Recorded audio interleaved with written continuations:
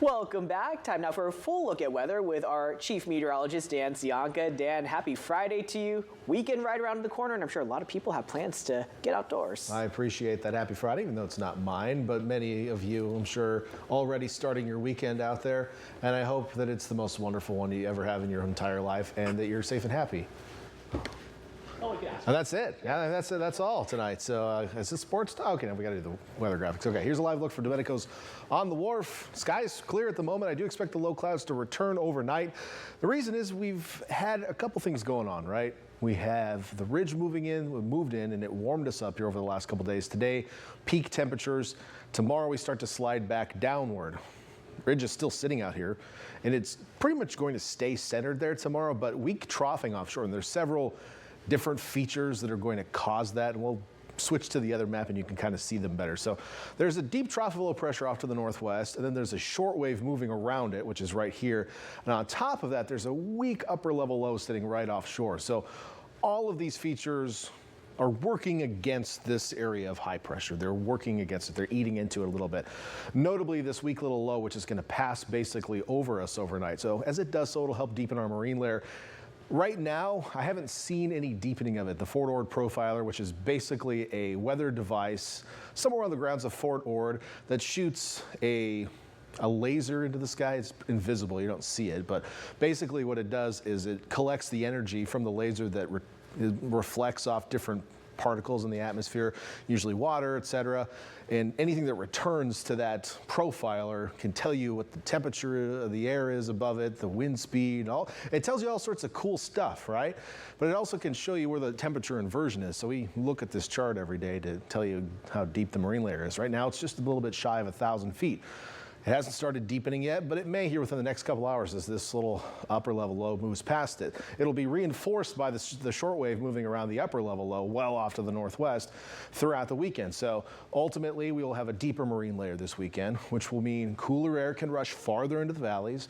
It also means that with the overall cooling aloft, we'll also see a cool down. So both of these factors working together to cool us off, not just on the coast, but inland as well. On top of that, we'll probably see the return of some low clouds. That hasn't happened yet tonight, but it'll happen. Then we're going to reverse things starting next week. The ridge pushes back. It fights back, and next thing you know, we don't have low pressure on the coast. So we're going to see those temperatures heat back up inland. Highs will be probably close to what we had today for several days next week. So we'll probably be dealing with some heat. Wouldn't be shocked to see some additional heat alerts get issued by the National Weather Service. Nothing has been pushed so far, but we'll keep an eye on that for you. On the coast, though, I mean, we'll have a couple of warm days, but it's really just not going to get hot because this time of year it's hard to get hot. The ridge is going to stick around through about Thursday, and then a trough coming down the coast will start to cool us off into next weekend. So this is also not going to be a longer duration event like we had at the beginning of the month, but for about 4 days next week, it's still going to be pretty hot inland.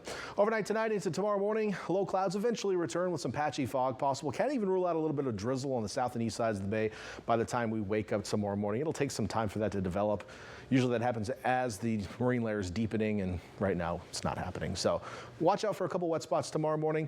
During the afternoon tomorrow, we're going to clear out on the north side of the bay, but probably see the low clouds stick around the south and east sides of the bay like they did yesterday. So today we fully cleared out. Yesterday we were kind of cloudy on the south side of the bay. I think that's going to happen again tomorrow. With that, of course, temperatures will be cooler in these locations as well.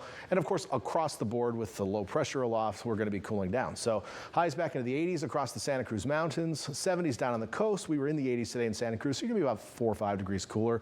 You might not notice that as much as you notice about 10 degrees cooler in Boulder Creek, for example. Hollister tomorrow, dropping almost 14 degrees from today. Still in the 90s, but no triple digits in the Santa Clara Valley. And then back toward the coast, we're in the 60s and 70s. In fact, Salinas might not even make 70 tomorrow as we may be on the edge of some low clouds throughout the day. On over to the Monterey Peninsula, expecting highs to stay in the 60s. We were in the 70s in Monterey today, so the clouds certainly cooling us off tomorrow.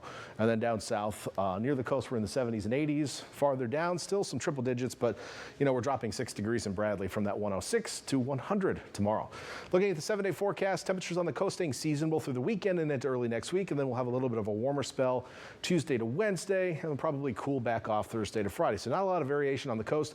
Notably windy on the coast the next 2 days out of the northwest. Those winds should die down by Monday. As we look at our inland forecast, we will see still slightly warm temperatures through the weekend and then much warmer temperatures for next week.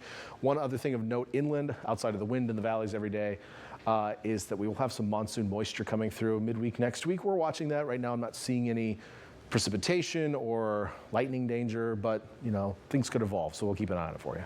Awesome. Thank you, Dan.